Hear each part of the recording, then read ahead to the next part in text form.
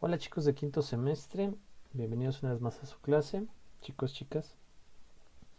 Nos faltan dos temas de lo que en teoría estaba planeado para verse antes del primer parcial, pero dada la celeridad con la que llegó el primer parcial, pues lo pasamos para el segundo, no pasa nada.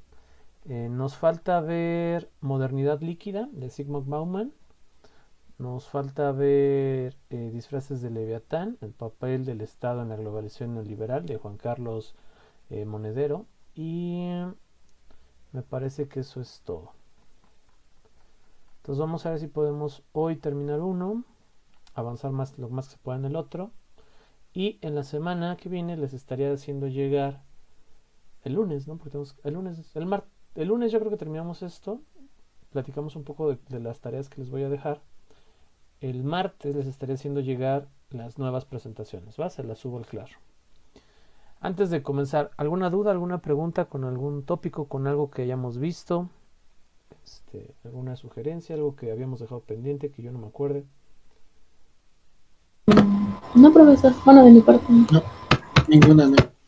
Va, excelente. Vamos a continuar. Estoy ahí en las primeras diapositivas que les envié en la página 35. Modernidad líquida, Simon Bauman. Simon Bauman es uno de los sociólogos, de los investigadores en ciencias sociales, que más fama o más popularidad ha tenido en tiempos recientes, ¿no? No es de los superclásicos, o sea, no es tan viejo, es más contemporáneo, pero me parece que tiene escritos muy buenos y escritos buenos, ¿no? Y uno de los muy buenos es Modernidad Líquida. Se clavó mucho durante una etapa con la liquidez relacionada un tanto más al dinero, eh, en el sentido de que pareciera que todo tiene que ser, que todo va como más volátil, que todo va como más superfluo, que todo se maneja en forma de capitales, en forma de liquidez como tal, de tener la capacidad de compra, de pago, etcétera. Y hace interesantes reflexiones. Yo les recomendaría leer el texto original, pero vamos a ver algunos detalles de esto que me parecen muy puntuales para nuestra clase, ¿va? Entonces, en la siguiente diapositiva, el título es Emancipación. Y nos dice que Ernest Marcus mencionaba que creo que nos enfrentamos a un nuevo momento de la historia, porque hoy debemos liberarnos de una sociedad relativamente funcional, rica y poderosa. Pocos individuos desean liberarse, todavía menos están dispuestos a actuar para lograrlo, y prácticamente nadie sabía con certeza en qué medida esa liberación de la sociedad sería diferente de la situación en la que ya se hallaban todos ellos. Liberarse significa literalmente deshacerse de las ataduras que impiden o constriñen el movimiento, comenzar a sentirse libre de actuar y de moverse. Y ustedes podrían estar pensando, bueno, ¿a qué se refiere con toda esta libertad, ¿no? ¿De qué habla? Hay un texto que se llama El fin de la historia, lo escribe Francis Fukuyama y no me acuerdo el otro autor, pero es cortito, no recuerdo, no son más de 30 hojas, es un pseudo artículo porque en realidad es como la transcripción de una conversación que tiene Francis Fukuyama, no me acuerdo con quién es el otro personaje. Pero él habla de que la historia se nutre del conflicto, de posturas encontradas, ¿no? Y que cuando la URSS, cuando cae el sistema socialista y triunfa el sistema capitalista, para Fukuyama la historia ha terminado porque la historia es una historia de conflicto y ya no hay conflicto, es decir, ya no existe otra forma de conceptualizar los procesos, la forma de vivir, la forma de producir que no se entienda por y para el capitalismo. Y eso va un tanto de acá. Es decir, hay que emancipar nuestro pensamiento de una sociedad que parece funcional, que hay riqueza y que tiene poder. Pero, como dice el texto, pocos individuos alcanzan a ver a qué se refiere con esa libertad y nadie quiere hacerlo realmente, ¿no? ¿Y en qué vivimos atados? Vivimos atados a condiciones tangibles e intangibles, visibles e invisibles, que muchas veces rebasan nuestro entendimiento. Por ejemplo, en el sistema capitalista existe la idea de que si uno se esfuerza mucho, puede salir de pobre y ser un gran empresario, ser exitoso, lo cual no es falso, solo que es una verdad a medias, ¿no? Lo que se podría entender como una mentira. ¿Por qué? Porque obviamente para cualquiera de nosotros poner un negocio representa no solo un riesgo, sino que representa aprender muchas cosas, ¿no? Formar redes, formar conocimiento, capital cultural, capital social, capital humano, que no tenemos. Y sin embargo, para una persona cuyo padre ya es dueño de varias empresas, de varios negocios, ya trae un capital cultural que le permite no cometer errores básicos, ya tiene un sistema de redes y sobre todo ya tiene un capital financiero amplio y no van a correr un riesgo. Es decir, ¿para quién es más fácil abrir una sucursal de tacos? Para Tacos Don Abel, que tiene como 5 por toda la ciudad, o yo que doy clase en la autónoma, ¿no? ¿Cuánto tiempo tendría que ahorrar yo con el salario que gano para poder poner el puesto versus en cuánto tiempo podría juntarlo las 5 taquerías Abel? Lo que no se nos cuenta es que bajo el concepto de la herencia no somos iguales. Es decir, hay grandes diferencias y no hablo hombres, mujeres, no, o sea, hay grandes diferencias en clases sociales.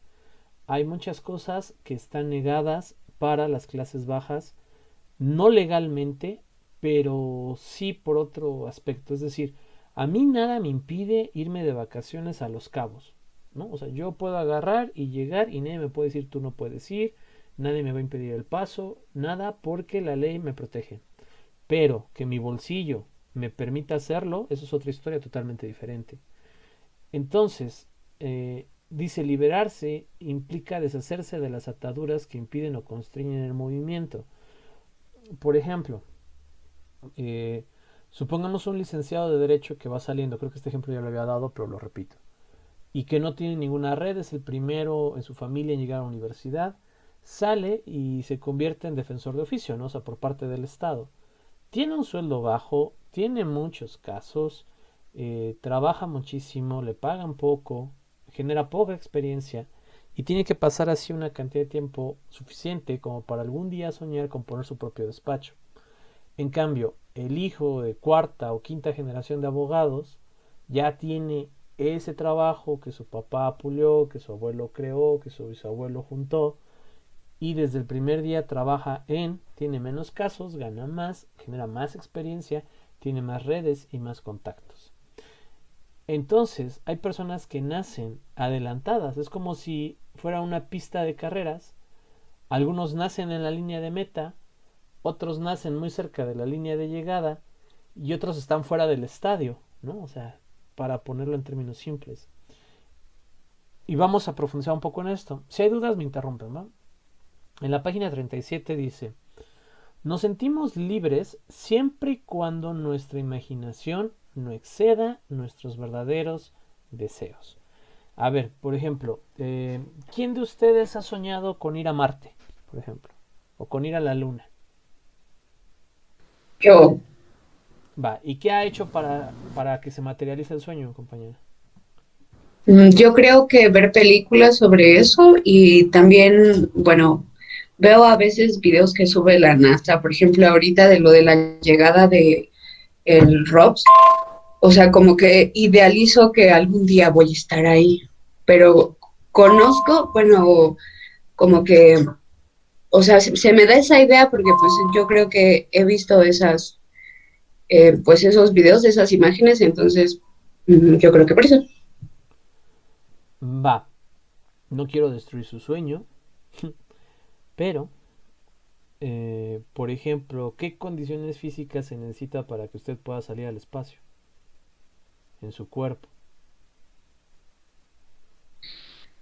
Pues muchas, pues te tienes que preparar, pues tanto físicamente como mentalmente de que no vas a estar aquí, de que va a existir una presión más sobre tu cuerpo, de que puede que se te baje la presión y cosas así.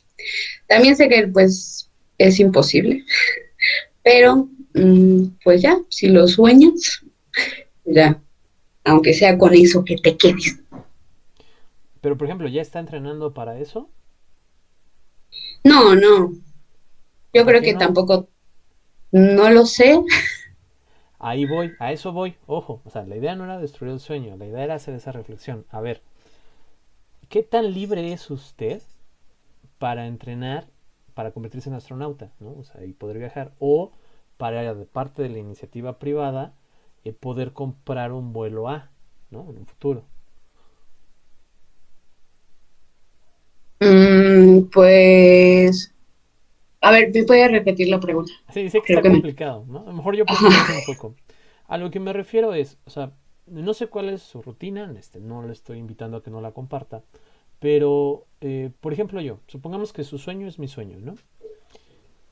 Eh, yo me tendría que parar a las 5 de la mañana a correr, ¿no? A prepararme, ejercitarme física, mentalmente, porque del resto del día estoy bien ocupado, entre que doy clases, entre que estudio, entre que formo parte de una iglesia y hago otras cosas, entre que apoyo a mi mamá con sus clases en línea, entre que apoyo a otras personas con clases en línea. Es decir, me queda muy poco tiempo para prepararme para ese sueño. Ahora, en la parte económica, mi capacidad de ahorro se encuentra un tanto limitada, ¿no? O sea, es poco. ¿Por qué? Pues porque los ingresos no son tan altos. Entonces, para cuando logre ahorrar comprarme un boleto para ir a Marte, a lo mejor ya tengo 60 años, 70 años, y no sé si para ese entonces todo el ejercicio que hice me haya servido. Sin contar todo lo que pudo haber pasado de aquí a 50 años o más que tenga 70, ¿no? Entonces, ¿realmente soy libre para ir a Marte? La respuesta rápida sería no. ¿Por qué? Porque si ponemos otra persona, ¿no? Por ejemplo, digamos, el hijo de Cristiano Ronaldo que fuera fan de la astronomía. Él puede ir a donde quiera estudiar en el mundo, porque tiene el dinero para hacerlo. Obviamente tiene los acondicionamientos físicos más que necesarios, ¿no? Tiene la edad, por ejemplo, es muy joven. Y definitivamente si SpaceX o otra empresa estuviera ahorita vendiendo boletos para Marte, su papá se lo puede comprar sin ningún problema. Y no tendría que esforzarse ya lo tendría dado. No voy con la idea de que renuncien a sus sueños, no, voy con la idea de que vean qué tanta libertad hay para cumplirlos. Es decir, la mayoría de nuestros sueños, de lo que realmente planeamos y anhelamos, no rebasa nuestras capacidades de la realidad. Es decir, hay gente que a lo mejor sueña con poner un negocio, con abrir una tiendita, pero no sueña con ser el siguiente Jeff Bezos, ¿no? El siguiente Amazon, no sueña con ser el siguiente DHL, y no porque no pueda, sino porque la realidad en la que vive lo condiciona, ¿no? O sea, yo se los había dicho en otro ejemplo. ¿Cuántos de ustedes quisieron ser esquiadores o patinadores artísticos, ¿no? Pues seguramente muy pocos porque no es una cultura que esté muy potencializada aquí. Y los que lo soñaron, pues qué tan cerca estuvieron del sueño, ¿no? Pues yo diría que lejos, porque la única pista de patinaje de hielo que tenemos ya ni existe en Pachuca, ¿no? Entonces habría que ver qué se necesita para. Podemos voltear, por ejemplo, a ver a grandes deportistas mexicanos. Y si bien muchos vienen de pobreza o de condiciones de pobreza, llegan a tener un pequeño toque de suerte, llamémoslo así, un pequeño extra, un diferenciador del resto de atletas en condiciones de pobreza. Que un día le caíste bien a un productor, que un día una asociación te apoyó, que un día alguien quería algo y te echó la mano, que te topaste a Carlos Slim en un café, ¿no? O sea, aunque suene chistoso, son cosas verdaderas, son cosas que han pasado, ¿no? Y que alguien crea en ti y apuesta en ti y te compensa las partes que tú no puedes lograr. Entonces, por ejemplo, a lo mejor muchos de ustedes hubieran querido estudiar en Estados Unidos, en Europa, ¿no? Pero las limitantes de idioma, las limitantes familiares y las limitantes económicas nos alejan de esas posibilidades, nos alejan de esos sueños, ¿no? Yo siempre me quedé con la cosquilla, por ejemplo, de saber si hubiera tenido la capacidad intelectual de entrar a cierta universidad, ¿no? Las habilidades, o sea, el dinero, los costes, el traslado no lo tenía, entonces era obvio que no iba a ir, pero quería ver si como humano, como en mi cerebro, sí tenía ese nivel, ¿no? O no. Esa es la pregunta que me quedé sin resolver. Afortunadamente resolví otra, ¿no? Que era si yo podría entrar a la UNAM. Eh, Esa fue algo como de joven y algún día tuve la oportunidad de ir a cursar a la UNAM o de estar allá un ratito y me di cuenta de que sí, que había alumnos buenos, pero no se diferencian los grupos. Es decir, Está el que echa puro desmadre, está el que quién sabe qué hace ahí, están los que sí son muy inteligentes, están los normales, ¿no? O sea, realmente es como cualquier otro grupo, no hay una gran diferencia. Cuando tuve la oportunidad de convivir con algunos chicos de otras universidades privadas cercanas, es el mismo concepto, es decir, el alumno es el alumno y la escuela es la escuela, y si tú aprovechas lo que la escuela te da, te puedes destacar como alumno, pero se nos escapa cómo serán realmente las escuelas que son top, ¿no? O sea, las que son privadas, las que estamos hablando de mensualidades de arriba de 50,000 pesos, mensualidad. Entonces, no sé, esa parte se escapa a la imaginación y es lo que este autor nos está tratando de decir, ¿no? Que hasta dónde nos sentimos libres y es básicamente cuando no excedemos nuestros verdaderos deseos, cuando no pensamos más allá de la realidad en la que vivimos, porque si lo hacemos, descubriríamos para un escenario triste que en realidad estamos atados a muchas condiciones, ¿no? Por ejemplo, veámoslo con la religión, institucionalmente hablando. ¿Cuántos son musulmanes? ¿No? Ya lo había dicho, y pues creo que ninguno. ¿Por qué? Pues porque aquí casi no hay musulmanes. ¿Cuántos son judíos? Pues creo que casi ninguno, porque aunque hay más judíos que musulmanes, no es tan común, ¿no? Entonces, ¿qué son? Pues la mayoría son católicos. ¿Qué otra religión conocen? Pues solo los musulmanes, de lo que salen en las noticias, y el budismo porque es como merchandising, y de ahí para de contar, pero o sea, creo que en Estados Unidos hay cuando menos como 300 religiones registradas. Entonces, ¿en qué momento las van a explorar? ¿En qué momento realmente tienen esa libertad como para cambiar? Vámonos a la nacionalidad. O sea, ustedes, a menos que me equivoque, tengamos a alguien de otro lado, pero todos son mexicanos o mexicanas. ¿Cuántos pueden agarrar y decir, ay, no, no quiero ser mexicano, renuncio a ser mexicano, quiero ser suizo y me voy a Suiza a que me acepten como suizo? O sea, es una irrealidad, ¿no? No se va a poder conseguir. Tendrían que pasar escenarios muy, muy específicos como para que se pudiera dar y no sería la regla general. Entonces, eso es lo que la lectura nos invita a reflexionar. ¿Realmente hay libertad? Y si existe esa libertad, ¿somos usuarios de la misma? Es decir, ¿la podemos tomar o no la podemos tomar? ¿No? Cuando se gradúen les van a pedir que compren un libro como como no sé cómo que, o sea, como un acto de regresarle algo a la universidad, ¿no? Y a las siguientes generaciones. Y si no lo compran, no se gradúan. Entonces, ¿qué tan libres son? O sea, ¿valdría la pena estudiar 4 años y que a la menor hora te quedes porque no pudiste comprar el libro por X o Y razón? Y tenemos casos así. Entonces, ¿realmente qué tan libres somos? Esa es la pregunta, ¿no? La respuesta es depende. Depende de cada persona qué grados de libertad puede ejercer. No solo tener, sino ejercerlos. ¿Hasta aquí bien? ¿Sí quedó más o menos esto? Sí, profe, quedó muy claro. Va. Ahora, esto que nos sirva de reflexión, es decir, ¿qué estamos haciendo por los sueños que realmente queremos? ¿No? A lo mejor todos queremos ir a Marte porque es como una cosquilla, pero llegan y te dan el boleto y te dicen súbete y te dicen, no, ni madres me quedo, no. No sé, puede ser. Pero esos sueños que ustedes realmente tienen, o sea, ¿qué están haciendo para conseguirlos? Y existe un método de planeación que es como bajar a lo mínimo indispensable para conseguir las cosas que queremos. Es una especie como de pirámide en el que, por ejemplo, yo quiero eh, no sé, participar en el Spartan Race, ¿no? Como que está de moda, que es una carrera estilo hexatlón, una cosa así. Pagas por correr, lo cual es muy raro, pero bueno, a la gente le gusta. Y yo quiero formar parte de, ¿no? Entonces, ¿qué es? O sea, para poder participar necesito el dinero para llegar, el dinero para la inscripción, necesito tener la condición física porque si no solo voy a hacer el ridículo, ¿no? Entonces necesito entrenarme. Entonces, ¿qué estoy haciendo para conseguir estas 4 cosas que me van a llevar a ir al Spartan, por ejemplo? Ah, pues entonces necesito dinero. Ah, pues necesito dinero, ¿no? Me bajo. Ah, pues para alcanzar ese dinero, conseguí un segundo empleo, estoy dando asesorías, estoy ahorrando el 10% de mi salario base y dejé de comprar Coca-Cola, ¿no?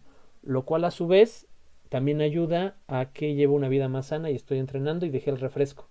Y también dejé los Doritos y eso también ayuda a mi economía. Es decir, el llegar al Spartan Race se compone de que yo haga cosas, muchas cosas mínimas, es decir, lo más elemental del sueño lo tengo que empezar a trabajar, lo tengo que empezar a construir. Entonces, por ejemplo, quiero ser fit, ¿no? Porque es mi deseo, es mi sueño. Tengo que ver mis recursos. A ver, ¿me puedo comprar una caminadora? No, pues no tengo dinero. Entonces, tache, ¿no? Pero ¿puedo salir a caminar en mi colonia? Sí, pero no después de las 7 porque asalta, ¿no? Entonces tampoco, porque el único tiempo libre disponible al día es después de las 7. Entonces, en mi casa, ¿hay ejercicios que pueda hacer? Y la respuesta es sí, ¿no? O sea, sí hay. Entonces puedo hacerlos y por ahí empezar. Quiero ser más saludable y llevo una dieta muy mala, pero me cuesta trabajo dejar todo y empezar la dieta. Bueno, ¿qué elemento de esa dieta puedo quitar? El refresco, por ejemplo. Y es un proceso de desintoxicación, es decir, tomo refresco diario, ahora voy a tomar cada 3 días, hasta que solo tome el fin de semana y hasta que ya no tome refresco. Esas son las partes que no se dicen mucho en los shows motivacionales, ¿no? Y que realmente están construyendo. O sea, ¿qué están haciendo por ser mejores, por alcanzar los sueños que tienen? A lo mejor aquí alguien quiere hacer un posgrado. ¿Qué está haciendo para conseguirlo? No solo es acabar la licenciatura con X promedio. O sea, ¿qué temática te vas a especializar? ¿Qué lecturas estás haciendo sobre esa temática? ¿Qué datos estás conociendo? ¿Estás viendo alguna conferencia? O sea, escuchando, viendo a algunos ponentes, viendo todo lo que hay en ciencia al respecto. O sea, ¿qué estás construyendo para? ¿No? ¿Quieres tener una casa propia y todo? O sea, ¿cómo lo estás ahorrando? ¿Cómo lo has pensado? ¿Qué planes de crédito hay? ¿O cuánto tendrías que ahorrar? ¿No? O sea, esa es la parte que a veces se nos escapa, que a veces no planeamos. Que existen mínimos, que al cambiarlos, vamos construyendo el camino hacia nuestro sueño. Yo por eso le decía a su compañero, ¿qué está haciendo, no? Para llegar a Marte. Porque hay que empezar a hacer algo chiquito. Pues voy a correr media hora todos los días, profe, excelente. ¿No? O sea, excelente, me parece muy bien. Sigamos. Eso solo se los dejo ahí como manager, ¿no? Como coaching. Va. Lo segundo que nos dice, ahí dice agostando, pero era agotando, recortando el deseo y la imaginación o la ampliación o ampliando la capacidad de acción. Uno jamás llega a poner a prueba sus capacidades. La libertad no puede obtenerse en contra de la sociedad, y los humanos saben cómo actuar en la mayoría de los casos y rara vez se enfrentan a una situación que no esté señalizada. Entonces, vamos con la parte de que no ponemos al límite nuestras capacidades. A lo mejor recordarán cuando eran niños y había como una construcción ahí media mal hecha, que la habían dejado como así, ¿no? Como escalonada. No sé si me explique. Y te subías al primer escalón y brincabas hacia el otro lado y sí lo logré. Y te subías al segundo escalón y brincabas y sí lo logré, ¿no? Y te subías hasta el tercer escalón y ya te daba como miedito, pues sí, brinco, sí, brinco, sí, brinco, y lo lograbas, ¿no? Y decías, y ya. Y te subías al cuarto, te aventaste, te rompías el pie y decías, definitivamente solo puedo brincar hasta el 3, ¿no? O agarrabas tu bicicleta y ponías una tabla y la brincabas, o tratabas de ir como en las rayitas del cemento brincando, ¿no? O sin tocar X azulejo. Es decir, de pequeños constantemente ponemos a prueba las capacidades físicas de nuestro cuerpo, es como parte de, pero llega un punto, no sabría decir cuándo, y no en todos, pero llega un punto en el que ya dejamos de poner a prueba nuestras capacidades, ¿no? En la que nuevos conocimientos y nuevos procesos cognitivos frenan el interés de saber nuestro límite. Por ejemplo, ya sabemos que podemos hacer un ensayo de 5 hojas en una noche, ¿no? De desvelo. Y ya, nos conformamos con eso. Y sabemos que vamos a sacar 8, vamos a sacar 9, ¿no? Pero ¿qué haríamos y qué tan bueno sería nuestro ensayo si le dedicamos 5 días, por ejemplo? O sea, ¿cómo podemos poner a prueba ese límite? O que si estudiamos 1 hora, pasamos el examen, ¿no? 7, 8. ¿Qué pasaría si estudiamos 2, si estudiamos 3 horas? ¿No? ¿Qué tanto conocen los límites de sus capacidades? O sea, se ponen nerviosos hablando en un grupo de 8, en un grupo de 10, ante 50 personas, ante 100, ¿no? Han tenido la oportunidad de, por ejemplo, hablar frente a 100 personas. Es diferente, es igual. La capacidad lectora, hasta qué punto de lectura son capaces de realizar, ¿no? Física ni se diga, o sea, cuánto puedes correr, cuánto puedes brincar. Son elementos que no llegamos a poner a prueba en muchas ocasiones, que no sabemos cuál es realmente el límite de nuestras capacidades. Y nos dice que la libertad no puede obtenerse en contra de la sociedad. Por ejemplo, siempre va a haber, la sociedad funge como una entidad que se protege a sí misma de elementos externos, ¿no? Y formar parte de la sociedad te da ventajas, pero te quita libertades, ¿no? Si ustedes estuvieran en el monte, solos, así, o han visto la película de Náufrago, ¿no? Caen en una isla, no tienen nada, ustedes tendrían toda la libertad del mundo para hacer lo que quisieran, eso es así, pero tendrían muy pocos recursos para sobrevivir, ¿no? En cambio, si viven en sociedad, tienen muchos recursos para sobrevivir, pero muy poca libertad, ¿no? Se va a condicionar mucho de esa libertad, ¿no? En términos absolutos, si viviéramos solos y aislados en una isla, podríamos andar desnudos, sin mayor problema, pero si estamos en sociedad, no. Y no solo porque creo que es ilegal, sino porque nos van a señalar, nos vamos a poner en una posición peligrosa, ¿no? De ser abusados, nos van a evidenciar, nos van a poner lord desnudo, ¿no? O sea, es decir, la sociedad restringe de una manera nuestro actuar y nuestro comportamiento. Si pudiéramos usar máscaras, si fuéramos, o a lo mejor en Facebook alguna vez lo han hecho, pasando como incógnitos o como anónimos, quiénes son realmente, ¿no? O sea, si ustedes, si yo les pregunto, pues cuáles son mis defectos, ¿no? Me van a decir, no, profe, usted es perfecto, ¿no? Pero si lo pudieran hacer de manera anónima, a lo mejor se hacen una lista súper gigante, ¿no? Y esa es parte de la libertad que la sociedad te quita, te contrae. Entonces tú no puedes obtener libertad yendo en contra de la sociedad, ¿va? Y lo último, los humanos saben cómo actuar en la mayoría de los casos. Es cierto, es decir, estamos como predeterminados al comportamiento. Por ejemplo, en algún punto de nuestra niñez sabemos que en el semáforo el rojo es para pararte, el amarillo es para pisarle más duro, ¿no? Y el verde es para siga. Sabemos qué son los pasos peatonales, cómo son los topes, las casetas de seguridad, qué es un policía, qué es un bombero, qué es una ambulancia. Sabemos cómo saludar a un desconocido, cómo se saludan a los amigos, cómo se saluda al novio, cómo se saluda a la familia, qué debemos decir y qué no debemos decir en las reuniones familiares, ¿no? Qué le podemos contar a un amigo y qué le podemos contar a la pareja. O sea, es decir, vamos teniendo protocolos que, si nos ponemos a pensar, no sabemos ni de dónde salieron, pero todos sabemos que así debe de ser, ¿no? Que así debe de formularse, o que así debería de ser como el comportamiento esperado ante muchas situaciones. Y muy pocas veces nos enfrentamos a situaciones en las que no sabemos cómo proceder o en la que no estaba planeado.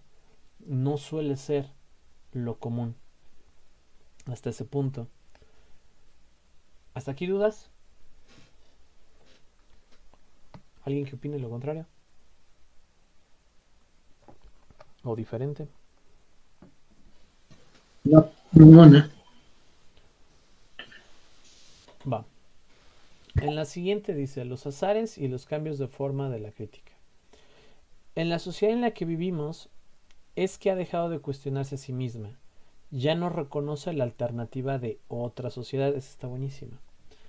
Nuestra crítica, por así decirlo, no tiene dientes. Es incapaz de producir efectos en el programa establecido para nuestras opciones de políticas de vida. Lo que esperan de los administradores del establecimiento es tan solo y nada menos los dejen tranquilos y no los molesten. Y como pagan, también exigen. Vamos a ver estos puntos. Yo les diría, ¿se pueden imaginar una sociedad diferente? Y a lo mejor me dirían que sí. Pero ¿qué tan lejos pueden llegar en esa sociedad? Y hay muchas propuestas utópicas de sociedades, pero la sociedad en general ya no piensa eso. Por ejemplo, y seamos sinceros, no se trata de ser mejores o peores, o sea, ¿cuántos estarían dispuestos a trabajar para que otra persona que no es su familiar ni la conocen no trabaje? ¿Quién diría yo trabajo para que otro no trabaje, profe?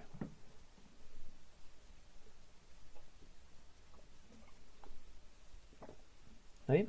Va. Sí, yo tampoco lo haría, creo, pero bueno. ¿Quién diría, por ejemplo, que tuviera 2 carros y que un día le dijeran, mira, te vamos a quitar uno y se lo vamos a dar a una familia que no tiene cómo transportarse? ¿Quién estaría de acuerdo? Yo. Va muy bien, ¿no? Pero son los menos, a eso voy. ¿Por qué? Porque tenemos como ideas muy interiorizadas, como por ejemplo que hay que trabajar, ¿no? Para vivir, para ganar un salario, que lo que yo trabajo es mío, que lo que yo compro es mío, que me lo gané, que fue mi esfuerzo, que yo me lo merezco, ¿no?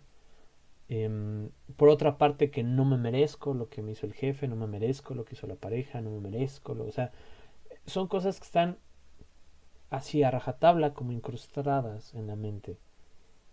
Y eso nos impide visualizar formas diferentes de organización. Por ejemplo, hay 2 cosas bien chistosas con el capitalismo.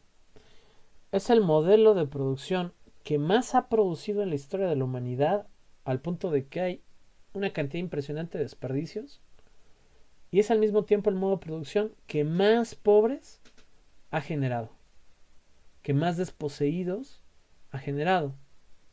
Y pareciera, o sea, es contradictorio porque un modo de producción tiene la finalidad de producir y contribuir para la sociedad, pero esta sociedad pareciera ajena al modo de producción, a adquirir los recursos del modo de producción.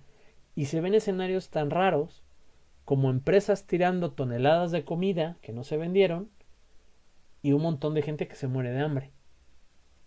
Entonces es muy chistoso, pero es nuestra sociedad. O sea, chistoso no en mal plan, chistoso porque es una ironía increíble del modelo. Pero es la sociedad en la que vivimos. Yo se los he dicho, o sea, a ver, ¿qué organización está aliada con estas empresas que tiran comida para que se las venda a ellos más baratos y ellos las puedan super redistribuir entre gente que realmente es pobre o realmente que no tiene para comer? Y los que apoyáramos esa fundación seríamos los que estamos como quedando para que se alimenten a las otras personas. ¿Hay? ¿No hay? ¿Existe? ¿No existe? ¿Está en Pachuca? ¿No está en Pachuca? ¿Está en México? ¿No está en México? O sea, ¿qué escenarios se pueden construir de esa manera? ¿Importa o no importa? ¿No? Porque cuando estaba la enfermedad de la influenza, El Salvador cerró fronteras con México y no quería que llegaran mexicanos, ¿no? Incluso rechazó un paquete de apoyo de comida que se mandó en un barco, porque no me acuerdo bien qué les había pasado también a ellos. Y los mexicanos se enojaron, ¿no? Que por qué rechazan su ayuda. Fue como el sentir general. Y tiempo más reciente, Andrés Manuel les mandó no sé cuánto dinero, no recuerdo si a Honduras o a Guatemala. Y todo el mundo se sintió y dijo, ¿por qué lo manda a otro país cuando aquí hay pobres, ¿no? Entonces, forma parte de eso, de no imaginar otra sociedad que no vaya con los principios y las normas que tenemos actualmente, ¿no? Es complicado, sí se puede hacer, hay muchos escenarios, pero ¿quién va a tener la capacidad para hacerlo? Lo decía una de las primeras expresiones al inicio, que hay gente que quiere liberarse, pero de esa gente muy pocos quieren luchar para conseguirlo.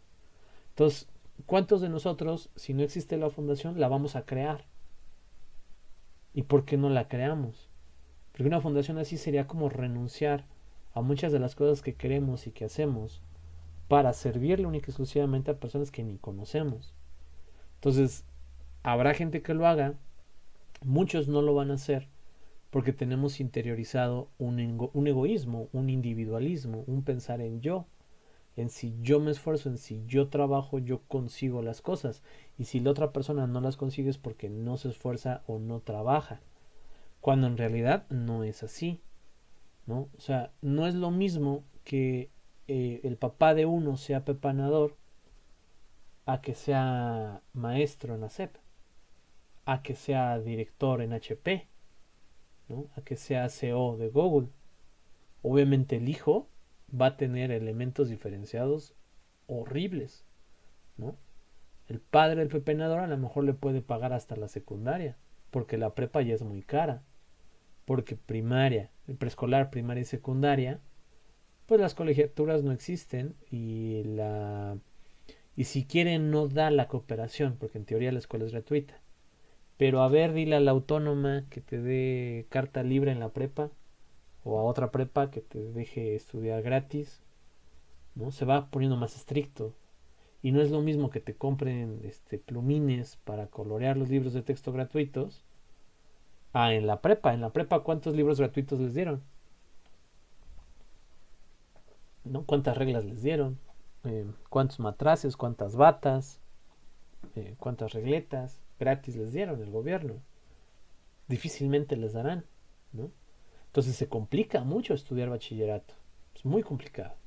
No se puede pagar, no para todos los niveles. Vamos a la universidad, lo mismo.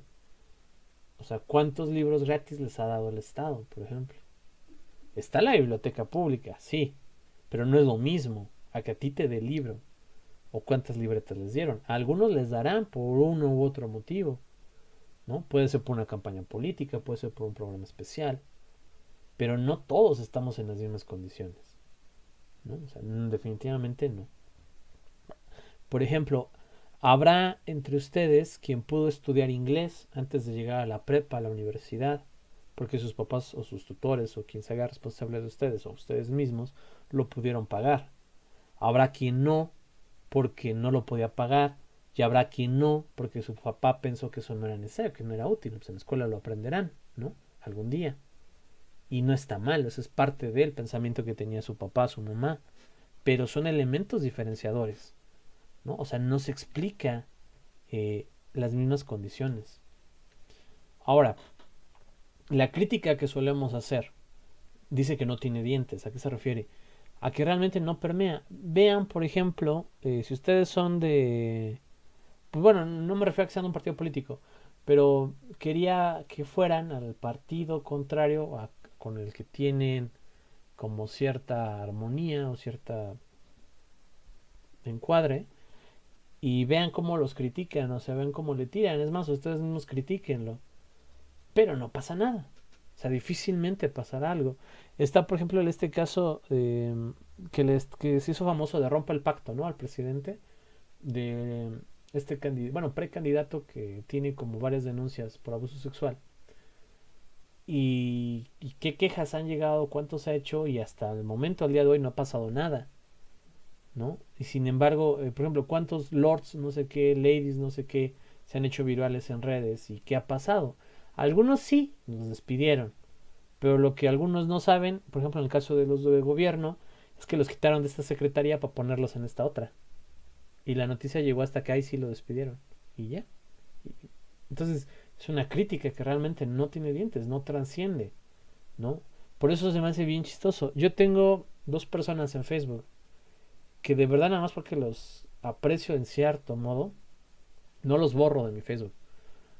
Porque cómo le tira uno al gobierno y otro a todo lo que no sea católico, pero al punto de llegar al absurdo. O sea, en verdad, unos argumentos que me dan vergüenza. Y no les digo nada porque yo no quiero entrar en conflicto. Pero al final de cuentas digo, o sea, te estás peleando con un tipo en Facebook que es totalmente intrascendente, ¿no? O sea, si te pelearas con X o Y y lograras algo, pues yo te ayudo a pelear. Pero es totalmente intrascendente en ese sentido. Hay formas, sí, es cierto que las redes sociales internacionalmente han logrado generar presiones que se transforman en resultados, sí, que en México ha pasado, sí, pero son los casos, son los menos, ¿no? O sea, por cada acto de corrupción que es llevado a juicio a causa de que se hizo viral en internet, hay como 1000 que no son llevados a juicio, ¿no? Entonces no es la mejor forma, no es la mejor estrategia, y sin embargo es la estrategia más usada, más fácil y más accesible. Y entonces las redes sociales se convierten como en una válvula de escape de la queja popular, pero es como una válvula de escape de una AliExpress que está controlada, que está dirigida, que te dice no metas la mano para que no te quemes, ¿no? ¿Y por qué existen esas válvulas de escape? Pues porque si no la presión al interior de la olla haría una mega implosión y acaba con la cocina, ¿no? Y es lo que no se pretende. Entonces, démosle a la sociedad un espacio en el que pueda hablar, en el que pueda criticar, pero que no pueda morder, ¿no? O sea, que realmente no haga un daño. Y por eso viene lo de abajo que dice, o sea, los administradores quieren que solo los dejes tranquilos, que no los molestes, ¿no? Y como ellos también pagan, van a exigir. Pero hasta ahí. No somos una sociedad que realmente pueda trascender. Y dice Bauman que entonces pasamos de un sistema líquido a uno sólido. Ahora en el sentido de que está como constricto, que no se puede mover, que no se puede romper, que no cambia, que no fluye, que no es constante. Y menciona después el panóptico. No sé si alguien conozca qué es un panóptico. No quiero tomar agua, que me diga.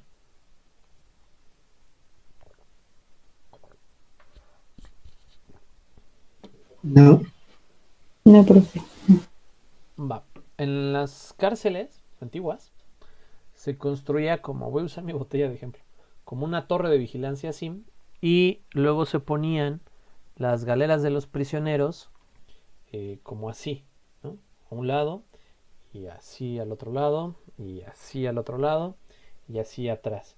De tal modo que la parte de acá arriba de la galera, donde están los presos, es transparente, y la gente que está acá arriba, en lo que se llama panóptico, puede ver qué sucede en todo momento en esos corredores, en esas celdas donde están, de cualquiera de los lugares y de cualquiera de las celdas en las que se construye.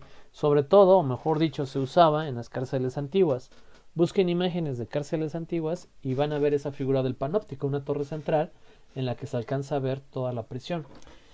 Pero esta figura del panóptico es una alegoría a que existan redes y sistemas que nos vigilan permanentemente, que estamos permanentemente vigilados, y para ustedes es más fácil entenderlo si tienen Amazon, si tienen YouTube, si tienen Facebook.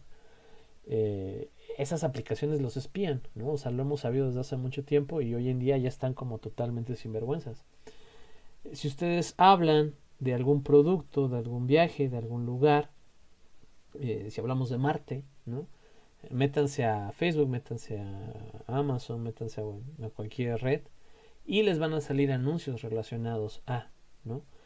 Cuando no es casualidad que ahora te tengas que registrar para todo, que para todo tengas que crear cuenta, ¿no? Que para todo tengas que dar datos, porque están haciendo un big data tuyo, o sea, es decir, están generando algoritmos, bueno, ya ni son algoritmos, se llaman redes neurales artificiales, redes neurales artificiales tan complejas que te entienden mejor que tú mismo, porque tú tienes patrones que demuestran lo que realmente quieres, lo que realmente deseas, ¿no? Entonces, ¿qué música te gusta? Ah, no, la instrumental, ¿no? Ah, pues muy bien. Y revisas y cuál, le sale pura banda, ¿no? En YouTube. ¿Por qué? Porque es lo que en realidad más estás consumiendo. Aunque digas que te gusta otro género, no le te puedes mentir a ti mismo, pero no puedes mentirle a tu historial. Y esto pasa en todo. Y sin embargo hay otros elementos de vigilancia, ¿no? Por ejemplo, las placas de los carros, el CURP, el acta de nacimiento, la cartilla de vacunas. O sea, tienen esa parte de sí es para control y seguimiento, pero tienen la otra parte de que no deja de ser un sistema de vigilancia, un sistema de control, en el que, bueno, aquí dice que el gran hermano siempre vigila. El gran hermano viene de la novela de George Orwell, 1984, si no me equivoco. Es un muy buen libro, lo deberían de leer. En donde estipula que hay un gran hermano estilo Big Brother, si alguna vez lo vieron en México, el programa, en donde todo el tiempo te vigila por todos lados y donde todo el tiempo ve cómo te comportas, cómo te conduces. Si ustedes tienen un celular inteligente con Android, ¿no? O alguna vez usaron Google en su teléfono, son susceptibles de ser espiados por la CIA, ¿no? Y eso está documentado con Snowden cuando lo filtró. Hay una película que se llama Snowden, lo pueden ver, o pueden buscar artículos más al respecto, de un buen de programas que espían a las personas. Entonces se puede activar tu cámara, pueden activar tu micrófono a distancia, porque formas parte de la red lo firmas por ahí en alguno de los contratos que nadie lee de Telcel, de Unifón, de Telmex, etcétera, o en el contrato de búsqueda de Google, que con solo entrar a Google ya aceptas las condiciones de Google y Google te espía, ¿no? No es casualidad que a partir de que se hacen ciertas reformas a la ley, la mayoría de las páginas te dicen usamos cookies, ¿no? Tenemos cookies, aceptar cookies. Son rastreadores de información, algunos más, algunos menos, pero todos rastrean información. De ahí viene esa idea del gran hermano. Entonces, por donde le busquemos, estamos siendo espiados en todo momento, ¿no? Claro, no todos somos de interés de ser espiados, pero eso no implica que si quisieran no podrían, ¿no? Que es diferente. Entonces, hay que tener cuidado con eso. La teoría crítica apuntaba a desactivar y neutralizar o a directamente desconectar las tendencias totalitarias de una sociedad sospechosa de ser portadora endémica permanente de tendencias totalitarias. Es decir, se pensaba que este totalitarismo, que este control iba a ser algo que se podía desechar, que se podía neutralizar, y sin embargo, en modelos de libertad, como podría ser el capitalismo, como podría ser el neoliberalismo, hay más totalitarismo del que se esperaba, ¿no? Aquí abajo dice, el libro 1984 de George Orwell fue en el momento en que fue escrito el más exhaustivo y canónico inventario de los miedos y aprensiones que asolan a la modernidad pesada. El libro es muy bueno, yo sí se los recomendaría que lo buscaran, que lo leyeran. Es muy muy interesante, porque si bien hay cosas como muy exageradas, realmente sí están ocurriendo, realmente sí están pasando, ¿no? En la siguiente hoja nos dice, asignar a sus miembros el rol de individuos es una marca de origen de la sociedad moderna. Esa asignación de roles, sin embargo, no fue un acontecimiento único, es una actividad reescenificada diariamente. En pocas palabras, la individualización consiste en transformar la identidad humana de algo dado en una tarea y en hacer responsables a los actores de la realización de esta tarea y de las consecuencias de su desempeño. En otros términos, consiste en establecer una anatomía de jure. ¿Y a qué se refiere esto? Tenemos un rol en la sociedad y muchas veces nos encuadramos a ese rol y nuestra identidad se vuelve el rol que desempeñamos. Por ejemplo, te preguntan, soy Anaí, ¿qué haces? Pues soy estudiante, ¿no? ¿Quién eres? No, pues soy Anaí, estudio en tal lado. No, pues soy Sara, trabajo en tal lugar. No, pues soy Marian, soy hija de tal persona. Es decir, relacionamos nuestra identidad a un rol que está dado, que está construido, que en teoría elegimos en libertad, pero la realidad es que no del todo.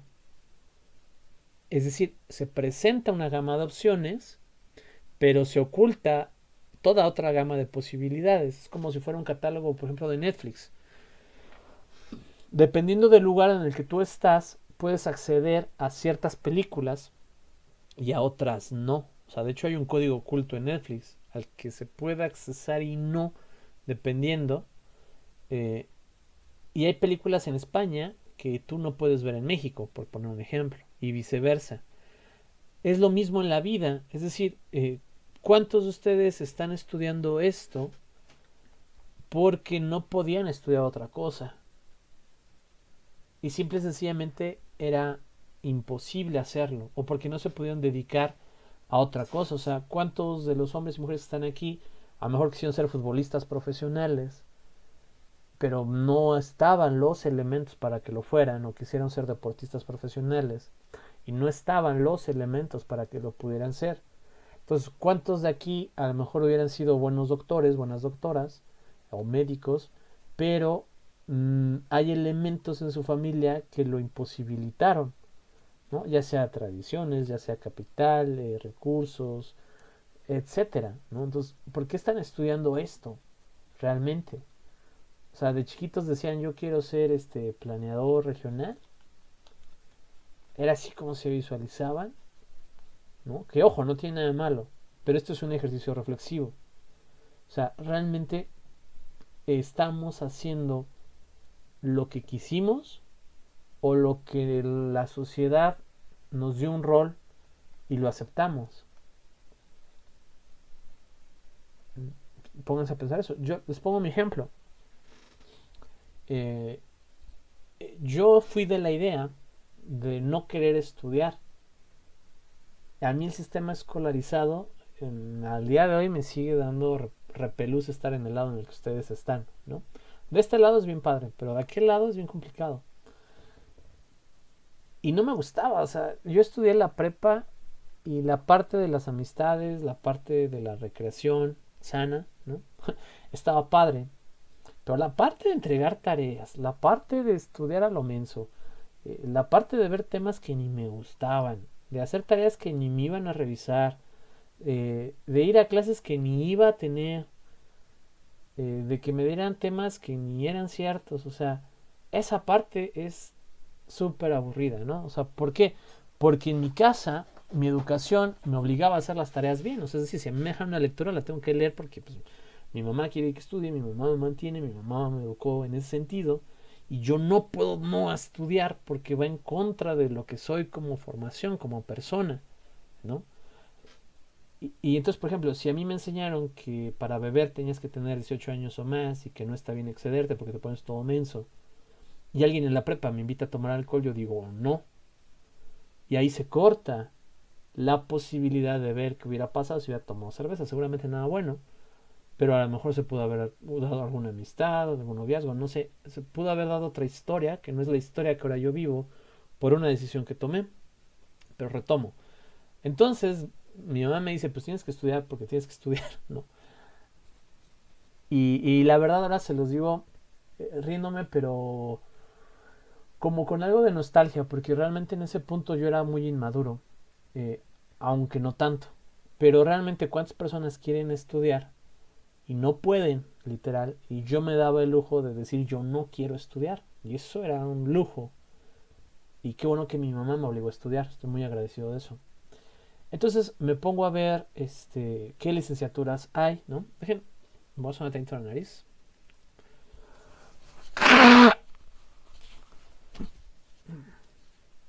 Ya, perdón. Me pongo a ver qué licenciaturas hay y me dejan claro que yo no me iba a ir a estudiar a otro estado, ¿no? Porque económicamente no era viable y pues no se podía. Entonces tenía que estudiar en la autónoma, pues porque tampoco se puede pagar una escuela privada. Entonces lo único que yo puedo estudiar, profesionalmente hablando, es lo que la universidad puede ofrecer. Porque no puedo estudiar algo que la universidad no está ofreciendo. Entonces ya desde ahí, yo en mi caso estoy totalmente limitado. Me pongo a ver de qué se componen, qué materias llevan, las licenciaturas que medio me generan interés. Y me doy cuenta que la que lleva más materias que en ese momento me llama la atención es ciencias políticas, ¿no? En ese entonces no existía planeación. Quiero yo pensar que de haber existido planeación me hubiera llamado la atención. No sé cuál hubiera escogido por la inmadurez de la edad, pero me hubiera llamado la atención. Me meto a políticas, estudio, pues me va bien, el primer semestre está interesante, el segundo semestre está interesante, el tercer semestre ya no tanto, pero tengo un profesor que es muy bueno. El cuarto, quinto, sexto, séptimo, octavo y noveno semestre es la misma lógica. O sea, hay materias que yo no sé ni para qué las estoy viendo. Hay profesores que son totalmente frustrantes, totalmente malos, pero siempre hay uno u otro profesor que se rescata y por supuesto las amistades, el convivir, el grupo, es una etapa bonita. Cuando ya llega el momento de hacer el servicio social, yo no tengo ni idea de qué voy a trabajar. O sea, me metí a estudiar eso porque era lo que quería estudiar, pero reflexionando no es de lo que yo quería vivir, ¿no? Entonces dije, pues me equivoqué. Mi mamá me dice, no, pues métete a estudiar otra cosa, te apoyo. Yo digo, no manches, o sea, ya voy a acabar. Es una pésima idea dejar esto así. Y me pongo a pensar dónde voy a hacer mi servicio social y nosotros en políticas teníamos como las opciones de muchas secretarías de gobierno, muchas partes de gobierno, presidencia, y la verdad dije, ay, qué flojera, o sea, no. Yo en el plano burocrático espero que Dios nunca me dé un trabajo ahí, no me gusta el ambiente.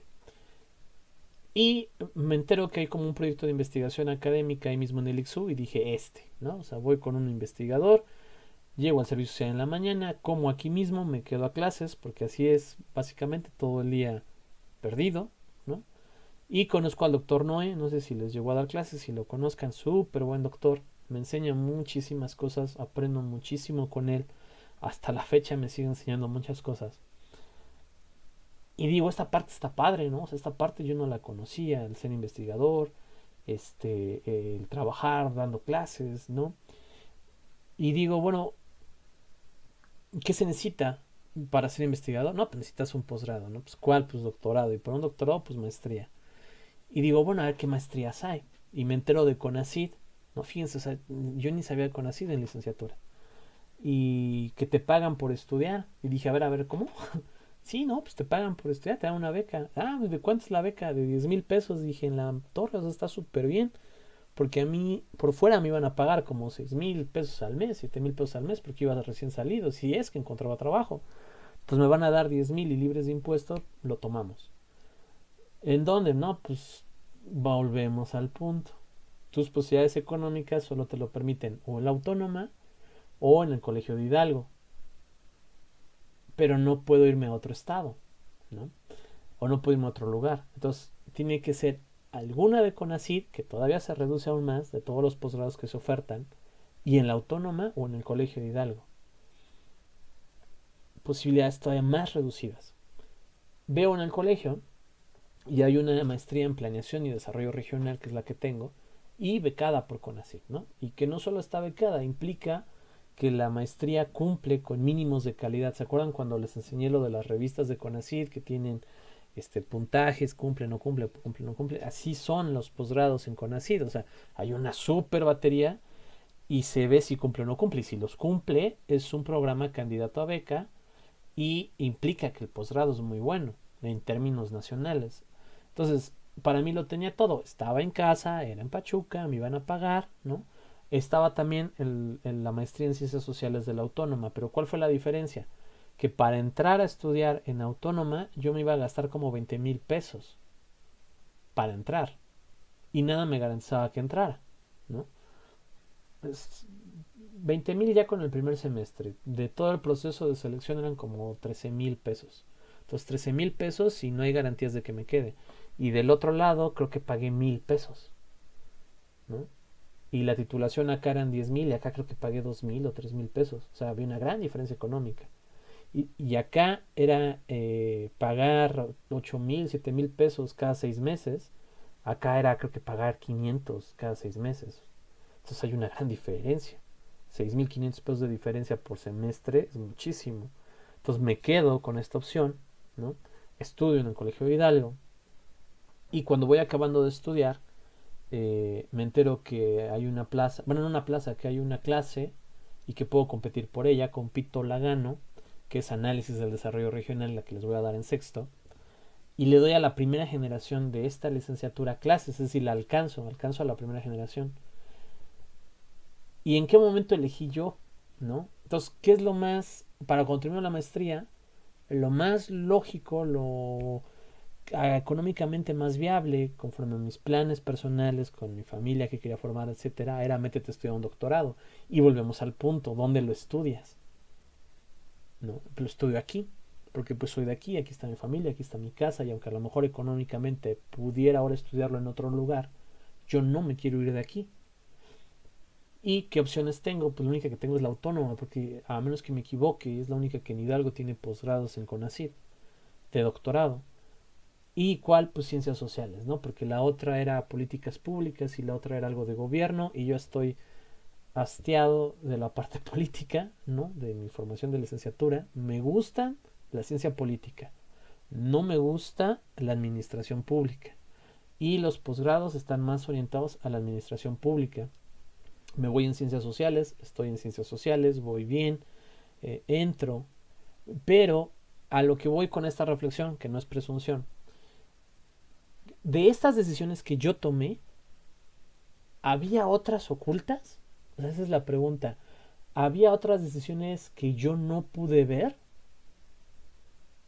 ¿O no había? Y la respuesta es sí, sí había. pero es por supuesto obvio que yo no las pude ver, porque no formaban parte de mi contexto, no formaban parte de mi realidad. A lo mejor, si yo tuviera 10 años menos ahorita, ¿no? O sea, voy apenas a entrar a la licenciatura, 18, y veo que ahorita está Instagram, que está Twitter, que está YouTube y que pagan más, le diría a mi mamá, ¿sabes qué? Dame un año de no estudiar y me hago tuitero, ¿no? Me hago tiktokero, no sé ni cómo se diga. Igual y la pego, ¿no? O sea, no sabría ni qué hacer. Pero no es como que haya gente súper preparada en estos medios. Hay gente que a través de estos medios consiguió prepararse mucho. Pero muchos, o los más grandes, al momento, no iniciaron o no partieron de una gran formación, sino que se formaron en las redes, ¿no? Y de los más grandes hay contenido de entretenimiento muy bueno, pero contenido educativo bueno hay muy poco, ¿no? Y, y conocimiento basura hay muchísimo, ¿no? Entonces, a lo mejor ahora sí es una realidad no estudiar licenciatura y mejor dedicarte a plataformas digitales. O valdría más la pena estudiar sobre plataformas digitales que sobre cualquier otra cosa, ¿no? Pero son decisiones que tomamos en esa limitación del rol que se nos asigna. ¿Vieron cómo la jalé de vuelta? Yo tenía un rol, el rol era estudiante, el rol es ser hijo, el rol es tener ciertos valores, ¿no? Y después tuve un rol, ser profesor, ser maestro, por una convocatoria, porque me invitan. Entonces, me obligo a comportarme de cierta manera, me comporto como su profesor. Y yo sé que hay profesores que a lo mejor se van de fiesta con ustedes, pero yo no, porque pues entiendo que como que hay una barrera que no debe de romperse en la relación profesor-alumno, ¿no? O sea, ustedes lo saben, no en esta licenciatura, no en nuestra universidad, ¿no? Pero ¿cuántas profesores no hay que acosan alumnas? ¿O cuántos profesoras no hay que acosan alumnos? Y no debería de ser porque no es el rol, y sin embargo sucede, y se presta, y estamos constantemente cambiando de roles, pero roles que no elegimos realmente, roles que nos han sido asignados por toda una sociedad, ¿no? Y es complicado. Entonces, ¿qué tan libres somos? Vuelvo al punto, o sea, ¿cuántos hemos reflexionado así como yo lo hice? Y decir, sí, no, o sea, no tenía más opciones que escoger, no tuve otra posibilidad en mis circunstancias, en mi contexto, y me reconcilio con ese pasado, y soy feliz en el presente, y en el presente me esfuerzo en tomar decisiones más inteligentes, más sabias, más libres, más no controladas, no tan afianzadas al rol, porque sé que puedo cambiar de rol. O sea, me puedo mover en esos roles de la sociedad, pero sí sé que no puedo ir en contra de la sociedad, ¿no? ¿Se entendió esa parte? ¿O fue más anécdota que otra cosa? Sí, profe, sí la entendí con su ejemplo. Va, muy bien. En la siguiente diapositiva, nos faltan dos para terminar, está perfecto. Las voy a leer las dos de corrido y reflexionamos finalmente. Nos dice, la división de clases fue consecuencia del acceso desigual a los recursos necesarios para hacer efectiva la autoafirmación, o sea, la construcción, la formación de la persona. Las privaciones fueron sumando, por así decirlo, hasta cristalizarse bajo la forma de intereses comunes, que solo parecían poder ser tratados con un remedio colectivo. El individuo es el enemigo número uno del ciudadano. Esto lo decía Tocqueville. Tocqueville es buenísimo hablando de ciudadanía. El ciudadano es una persona inclinada a procurar su propio bienestar a través del bienestar de su ciudad, de los demás. Pero el individuo tiende a la pasividad, el escepticismo y la desconfianza hacia la causa común o el bien común o la sociedad buena o la sociedad justa. Y esta parte es muy buena. Arriba nos dice que la división de clases sigue existiendo, o sea que esa parte de la sociedad aburguesada del final del feudalismo en la era de la industrialización permaneció. O sea, sigue habiendo ricos, sigue habiendo pobres, sigue habiendo más que ricos y pobres. La gran diferencia está entre gente que posee medios de producción y desposeídos de los medios de producción. Entonces, yo lo único que tengo que ofrecer es mi fuerza laboral y mi fuerza intelectual, en este caso, que soy su profesor. Pero yo no tengo los medios para poner una escuela. Entonces estoy desposeído de un medio de producción como puede ser una escuela, pero tengo el conocimiento para trabajar en la escuela de otra persona. Entonces esa es la diferencia, ¿no? Y por muy bien pagado que yo esté, mientras la escuela no sea mía, el que es el dueño de la escuela va a ganar más. Así de sencillo, ¿no? Transfiéralo a cualquier lugar, un taller mecánico. Mientras yo sea, no sé si el término sea obrero, un trabajador, ¿no? En general. Mientras yo sea un trabajador de un taller mecánico, voy a ganar siempre menos que el dueño del taller, por muy bien pagado que esté, ¿no? Mientras yo sea el mesero en un restaurante, por muy bien pagado que esté y por muy buenas propinas, siempre voy a ganar menos que el dueño del restaurante. Y ese es el problema, estar desposeído de los medios de producción. Y es que las diferencias son abismales. O sea, yo puedo ganar en un restaurante a lo mejor, y me estoy volando la barda, 15,000 pesos al mes con propinas excelentes, porque soy un excelente mesero. Pero el dueño está ganando 100,000 pesos libres.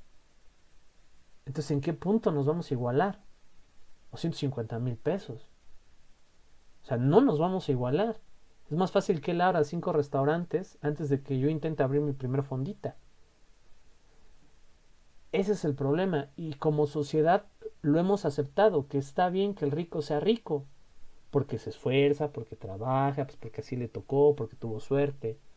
Y que bueno, que está bien que el mesero sea mesero y sea pobre, pero se esfuerza y algún día llegará a ser como él. No es cierto, o sea, eso es un cuento de hadas. ¿Pasa? Sí, pero no es la norma, no es lo general, ¿no? O sea, hagamos un estudio, vayamos ahorita a entrevistar a todos los que trabajan en Café Madero, por ejemplo, en todas las sucursales en Pachuca, a los meseros, y volvamos a verlos dentro de 10 años, y veamos cuántos de esos meseros tienen su propio restaurante, ¿no? O los cocineros, cuántos tienen su propio restaurante.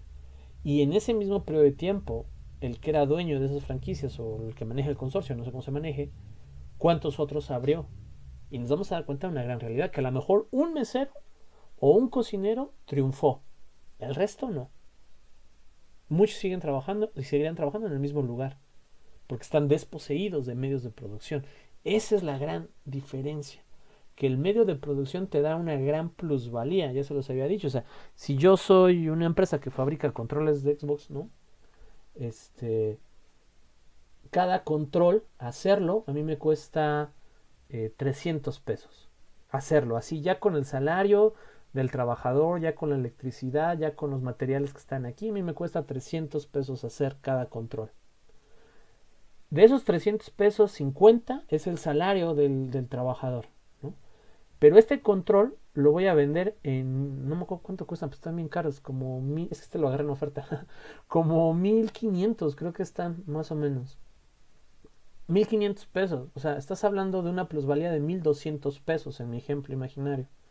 1,200 pesos, de los cuales en utilidades, si es que hay utilidades y si es que así se maneja el lugar en el que se hacen, 200 van para el trabajador, o sea, el trabajador está ganando 250 pesos por cada control, pero el dueño de la empresa está ganando 1,000 pesos por cada control, casi, 700 pesos por cada control.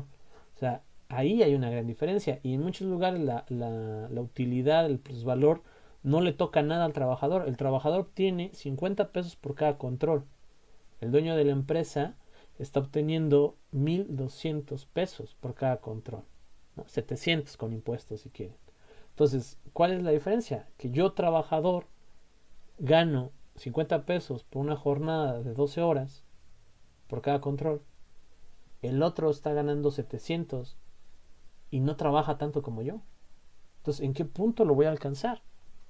¿No? Yo tendría que sacarme la lotería, aprender y decir, pues me llegó un dinerito, ¿no? Porque se vendió un terreno, porque algo pasó.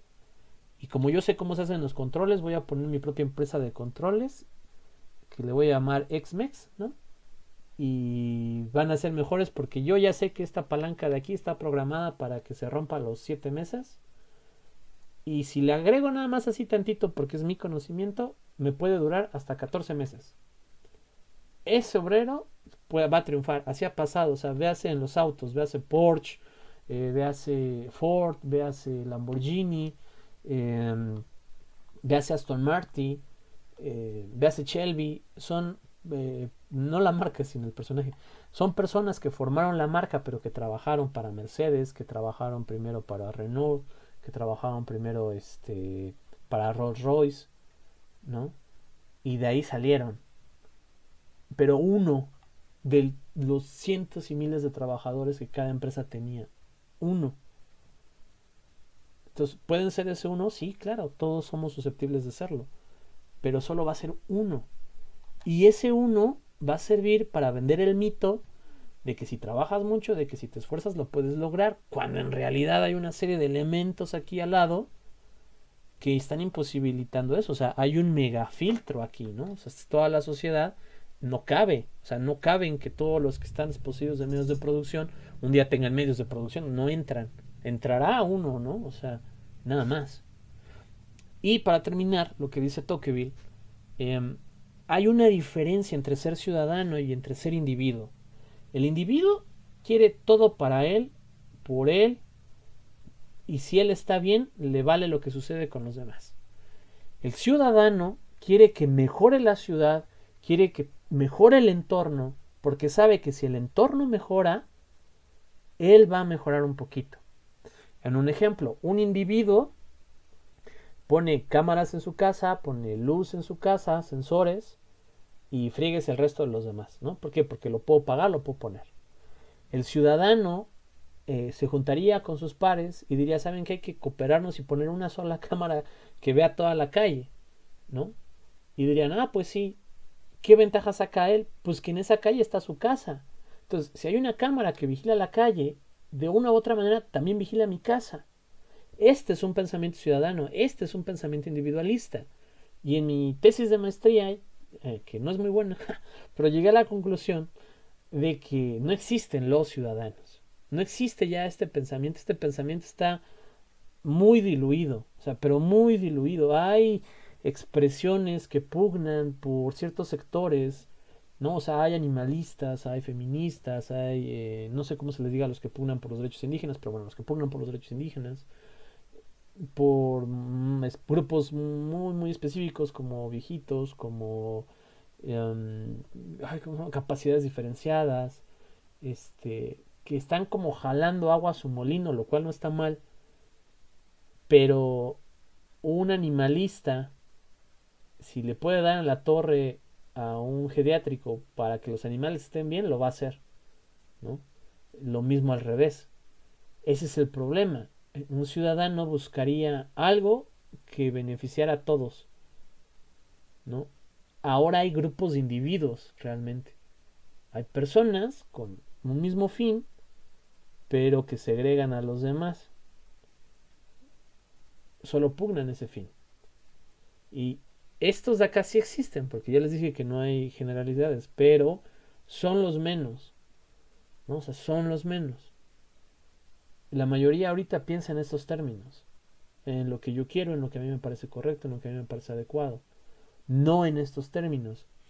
Por ejemplo, lo podemos ver, el aeropuerto de la Ciudad de México es un ejemplo muy bueno, el Tren Maya es otro ejemplo muy bueno. ¿Por qué se contraponen tres cosas? A ver si, bueno, muchas, ¿no? Pero vamos a mencionar tres cosas a ver si las podemos encajar. En ambos casos estaba la parte ambientalista animal, que pugnaba por no hacer los proyectos porque se daña fauna, flora y el ecosistema de la región, lo cual es cierto. Por otra parte estaba el grupo que quería aumentar y generar las opciones de turismo y desarrollo. Y por otra parte estaban los constructores, los dueños del proyecto, los empleos temporales, el sector económico que se iba a generar. Entonces tenemos, por ejemplo, la parte ambiental, la parte turística y la parte económica. Y estos viven en constante pleito, ¿no? O sea, este se antepone a este y a este y este a este y este a su vez. Entonces tenemos lo que vemos hoy en día con el Tren Maya, que hay zonas que están paradas porque las autoridades locales pueden pararlas. Hay otras zonas que ya están como más construidas. El aeropuerto pasó lo mismo. O sea, hay una parte, la parte medioambiental, la verdad se la llevaron por las patas. Ustedes pueden buscar el informe de Semarnat Se levantó, si no me equivoco, como en 3 meses. Ustedes me dirán qué trabajo serio de investigación toma 3 meses, sobre todo en términos ambientales, cuando hay pruebas que tardan meses en hacerse. Pero bueno, hashtag corrupción, ¿no? Ahora, vámonos solo con el Tren Maya. ¿Cómo mediamos? O sea, vamos a ser extraterrestres por un momento, ¿no? Nos salimos, pongámonos verdes. Estamos viendo este problema desde afuera. A mí ni fu ni fa si se hace o no se hace. Pero quiero saber cuál es la mejor opción, hacerlo o no hacerlo. Entonces, a ver, es que se van a matar animales, flora y fauna. Cierto, es cierto. Eso no es mentira, es cierto. Pero es que a su vez se va a llevar turismo a regiones y zonas que nunca tienen ni turismo ni desarrollo. Eso también es cierto. Es que va a generar muchos empleos, aunque sean temporales, pero eso puede dinamitar una cadena de no sé qué cosa económicamente hablando. También es cierto. O sea, los 3 principios son ciertos, no nos están mintiendo, los 3 tienen parte de la razón. Pero ¿cómo valoramos y cómo mediamos estas 3 conjunciones? ¿Puede haber desarrollo sin que haya desgaste ambiental? ¿Y qué tipo de desarrollo sería? ¿Puede haber esta cantidad de empleos sin este proyecto que desgasta el medio ambiente? O sea, la pregunta es seria. ¿Existe? ¿Cómo lo haríamos? ¿O vale la pena cargarnos esta parte del ambiente en favor de esta parte de la población? Y aún más, ¿quiénes deberíamos de votar? ¿Todo México? ¿O la zona afectada? ¿O los que más dinero dan? ¿No? Los que más dinero contribuyen. Véase la parte norte y Ciudad de México y Estado de México. Si no me equivoco, creo que Hidalgo da el 2% de todo el presupuesto a nivel nacional. O sea, nosotros como hidalguenses tenemos votos, solo damos el 2% y ni estamos en la región. ¿Qué hacemos nosotros en Hidalgo a favor del medio ambiente y que no? ¿O qué hacemos a favor del desarrollo?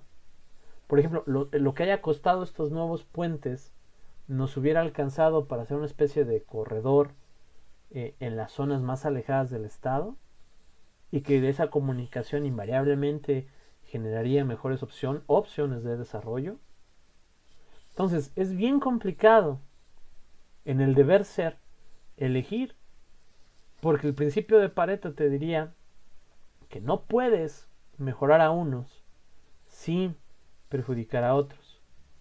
Por ejemplo, si yo les dejo una tarea para entregar el siguiente lunes y Anaí, y es una tarea pesada, y Anaí se desvela, no va a una fiesta, no termina de ver su serie, se le spoilean, pero cumple, y luego llega Sara y me dice, ay, profe, me da chance de entregarla el martes porque me enfermé, ¿no? Y no es cierto, ella sí vio la serie, ella fue la que se le spoiló a Anaí.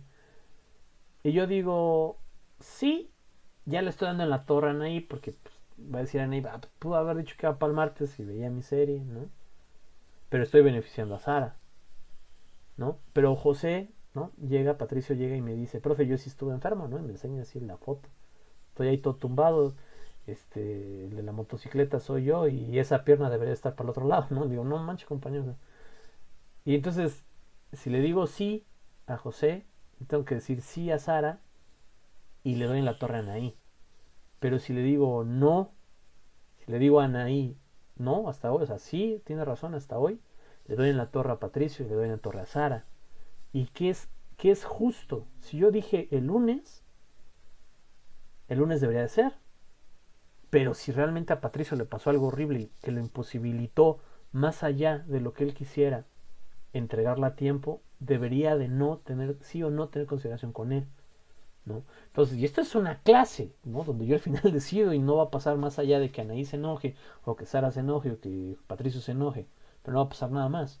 Imagínense decidir sobre millones de personas, como es México, 130 millones de personas. O sea, ¿hacemos el tren o no lo hacemos? ¿Le damos un megaproyecto al sur o seguimos con los proyectos del norte y del centro del país? En el caso del estado de Hidalgo, ¿le seguimos dando todo a Pachuca O le apostamos un rato a Pisaflores, le apostamos un rato a Yagualica. O no vale la pena apostarle. O sea, los votos están en Pachuca. Quedamos bien con los de Pachuca, con los de Tula, ¿no? Que si juntamos, ya lo habíamos hecho, si juntamos Tulancingo, Tula, Pachuca, Mineral de la Reforma y Ixmiquilpan, ganamos el estado. O sea, los otros 70 y tantos municipios no importan. ¿Es cierto? O sea, lo vemos en términos políticos, o lo vemos en términos económicos, o lo vemos en términos sociales. ¿O qué me va a beneficiar más a mí siendo el gobernador o siendo el tomador de decisiones? ¿No? ¿Dónde vivo? Vivo en Pachuca. Mejoro entonces las condiciones de Pachuca, ¿no? O cumplo promesas de campaña. O sea, yo, después de esta clase, a lo que quiero precisar son ciertas cosas. No sé cuántas, las voy enumerando. Primero, que quede muy claro. Un ciudadano busca su propio bienestar en el bienestar general. Le interesa que las personas estén bien, que la sociedad esté bien, porque si las personas están bien y la sociedad está bien, él va a estar bien, porque vive en esa sociedad. Un individuo busca única y exclusivamente su beneficio personal. Y en cuanto lo obtiene, ya no le importa el resto de los demás, ¿no? Ese será un punto. 2. Tenemos roles asignados por la sociedad y nos comportamos conforme a ese rol lo establece. Por ejemplo, cuando han ido a un bar o a un antro, no sé cómo le digan ahora, que lleguen y que esté lleno de viejitos? Seguramente no, porque los viejitos no van a bares, al menos no es el rol en la sociedad. ¿Quiénes van a bares? Los jóvenes, entre comillas, ¿no? Y sería raro, ¿no? Sería raro. Ahora, hay un rol. ¿Qué rol tienen ustedes y cómo lo están desempeñando y cómo adquirieron ese rol? Sería la reflexión. Otro punto, en la parte de las libertades y de los sueños. Chicos, ¿se vale soñar? Por supuesto que sí, es algo hasta obligatorio, porque si no podemos caer en problemas mentales, depresivos verdaderos. O sea, aguas con alguien que no sueña, porque se va a desmotivar muy fácilmente. Se va a sentir sin sentido, sin curso, sin rumbo. Entonces, en el humano los sueños son fundamentales. Ahora, hay un punto de madurez en el que tienes que decir realmente qué quiero. O sea, sí quiero ser paleontólogo, no. Sí quiero ir a Marte. O lo que quiero es trabajar solo 6 horas al día, 4 horas al día, una casa y un carro. O lo que yo realmente quiero es ser escritor. O lo que yo realmente quiero es ser periodista. O lo que realmente quiero es viajar, ¿no? Entonces, ¿qué es lo que realmente quieren? Y cuando lo tengan, ¿qué están haciendo para conseguirlo? Y acuérdense que es desde abajo. Es una pirámide donde la punta es el sueño. Entonces, ¿qué elementos que hoy sí están a su alcance pueden obtener para lograr eso? O sea, ¿qué elementos? No tenemos un tiktokero de planeación. Podríamos tenerlo. Planeación es muy bonito, hay muchos temas, hay muchos proyectos. No tenemos un youtuber en ese sentido, lo podrían ser. Si solo quieren trabajar 6 horas, 4 horas, 2 horas, ¿no? También está la opción de la política, ¿no? O sea, vas, protestas, gritas, te haces menso, te pegas a alguien y algún día te dan un hueso. O sea, hay cosas más éticas y más morales que otras, pero hay posibilidades, ¿no? Entonces, ¿qué están haciendo hoy para lo que quieren tener mañana? Y realmente, ¿qué han elegido en su vida? Y no lo digo en tinte depresivo o maquiavélico, lo digo en darnos cuenta de aquí en adelante qué es nuestra decisión, cuál es realmente nuestra decisión, cuándo realmente estamos decidiendo y cuándo solo estamos haciendo lo que el rol implica, lo que se espera de. Por ejemplo, si aquí hubiera puro alumno que antes de entrar a la clase ya se sabe el tema porque lo estudió, les prometo que todos los profesores seríamos mejores, porque diríamos, no, estos chavos nos llevan de gana y me van a correr porque no les puedo enseñar nada, ¿no? Pero como no es así, sigue habiendo malos profesores, ¿no? Porque hay malos estudiantes, hay malos profesores, y porque hay malos profesores también hay malos estudiantes.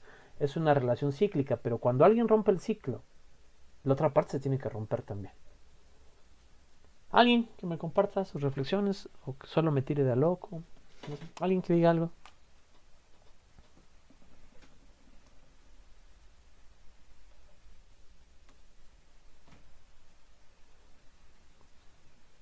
Chicos.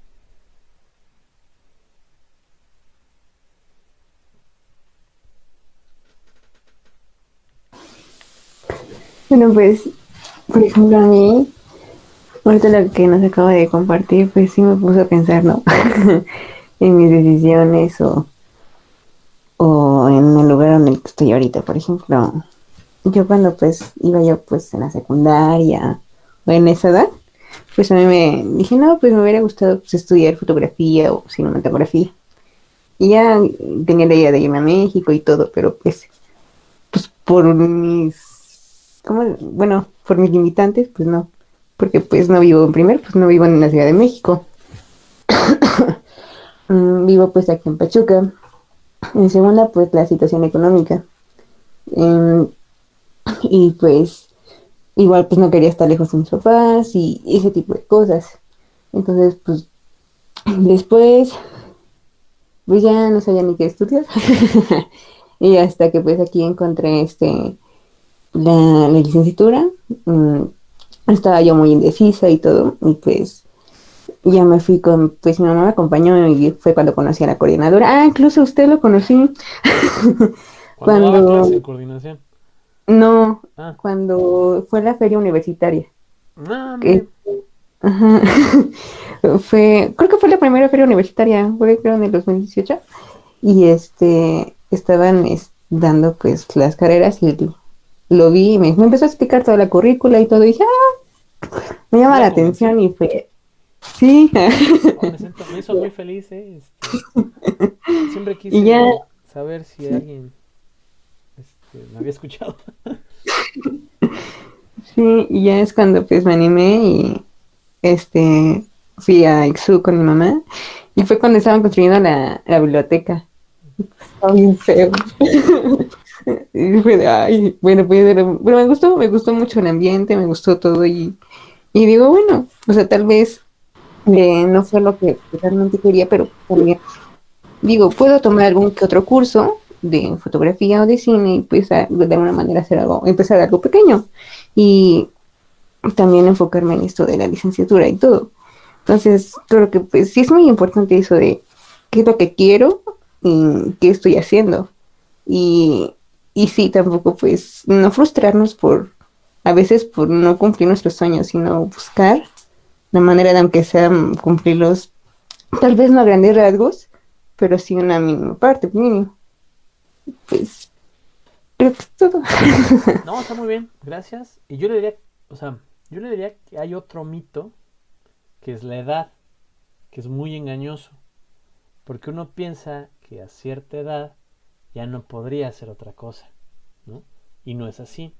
Por ejemplo, me encanta la historia de, no se me fue el nombre, pero el que la hace de Tyrion en Game of Thrones, Tyrion Lannister, el actor, un enanito. Él era como oficinista hasta los treinta y tantos, cuarenta y tantos años. Y pues un día quiso actuar y se lanzó al casting y lo hizo muy bien. Y a partir de ahí, pues su vida dio un giro de 180 y es una estrella internacional ahora. Y es un actorazo, o sea, la verdad, es muy bueno. ¿Y a qué voy con esto? Por ejemplo, lo que usted decía, o sea, voy a terminar la ¿Quién, profe? licenciatura. ¿Mande, Erwin? ¿Quién dijo, perdón? El que le hace de Tyrion Lannister en la serie de Game of Thrones. Me fue el nombre. ¿Al chiquito Peter? Ándele, Peter, no sé qué. Peter Dicken, algo así. Él me da.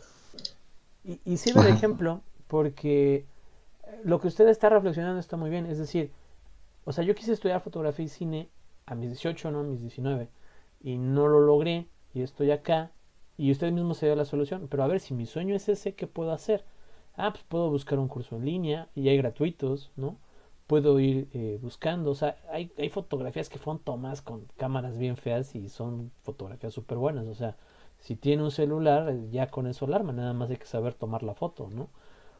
Y bueno, todo lo que implica tomar la fotografía, pero se puede ir preparando. Y hay convocatorias de fotografía, hay concursos de cine, amateur, ¿no?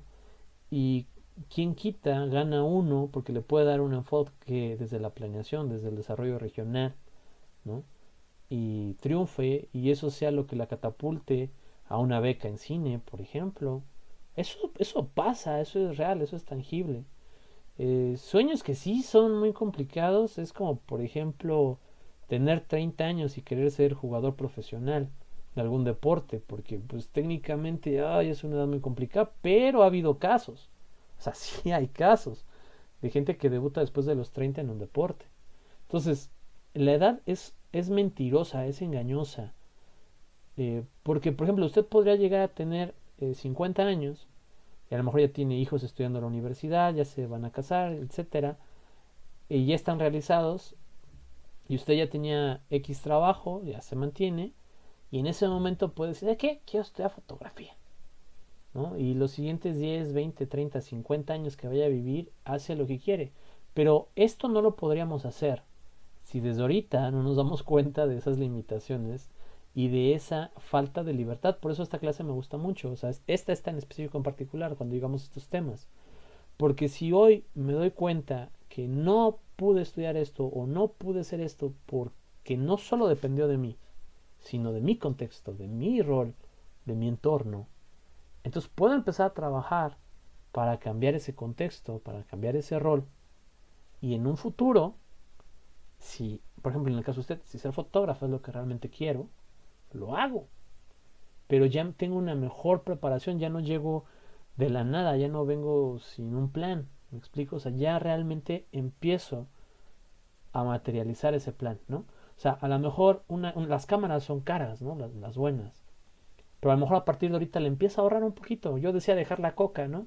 A lo mejor a usted le gusta comprarse una galleta, le gusta, no sé, a lo mejor cada 2 meses una bolsa, una playera, una blusa. Bueno, ¿sabes qué? Pues voy a comprar menos blusas, menos ropa, para juntar para la cámara. Y a lo mejor la junto en 5 años. Pero lo junté, ¿no? Y lo logré. Y eso es lo que a mí me gustaría que todos hicieran. O sea, que se dieran cuenta que sí, hay personas que truenan los dedos y tienen una cámara porque se la compraron sus papás. Hay personas que tuvieron que trabajar 10 años para comprar su primera cámara, ¿no? Pero esos 10 años que los trabajaron fueron felices porque tenían una meta a la que llegar, porque tenían un plan que poco a poco, pero sí iba cumpliendo. Había dirección, había sentido en su vida, que es lo que muchas veces carecemos. Y no se preocupen si hoy en día dicen, profe, no tengo ni la menor idea de qué quiero hacer. Eso también es iniciar, o sea, el darte cuenta de que no tienes un plan, de que no tienes una meta, de que no sabes qué quieres, está excelente, es como un paso perfecto, porque no mucha gente lo da, ¿no? Y a partir de ahí, pues ahora sí, pues prueba un poco el arte, prueba un poco la ciencia en este sentido, prueba un poco la lectura, prueba ser tutor de algo, o sea, ve probando, ve pellizcando, ve mordiendo. Es como si fuera una feria gastronómica, ve probando platillos hasta que encuentres el que te gusta y digas, profe, de aquí soy, ¿no? Y mientras no sea nada que dañe a la sociedad, por favor, son libres de hacerlo. ¿Alguien más que quiera compartir algo?